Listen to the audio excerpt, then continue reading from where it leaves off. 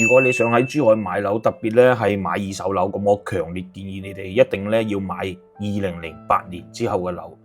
嗱，咁多位香港、澳門嘅朋友，或者咧準備喺珠海買樓嘅朋友，點解我會講要買2008年之後嘅樓呢？一定要喺呢個年份之後呢？咁啱咧，我本身咧就有一套樓係2004年嘅，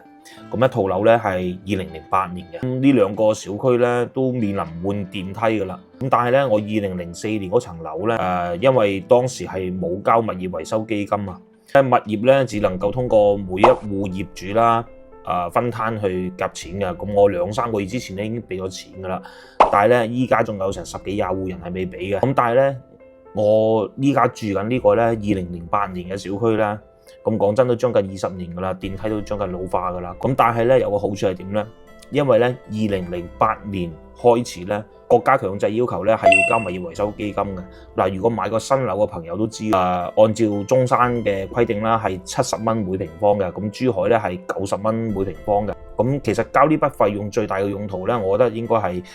公共嘅區域啦、維修啦，同埋一個電梯維修啊。因為依家買親都係電梯樓啊。咁我買呢2層樓咧，一個04年嘅，一個係08年嘅，都係面臨一個換電梯啊。咁撞啱咧都係今年換嘅。但係咧，好顯然係2008年之後嘅樓咧會更有優勢，因為咧佢唔需要通過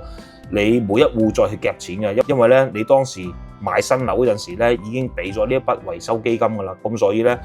你只要回答物業你係同意更換定係唔同意更換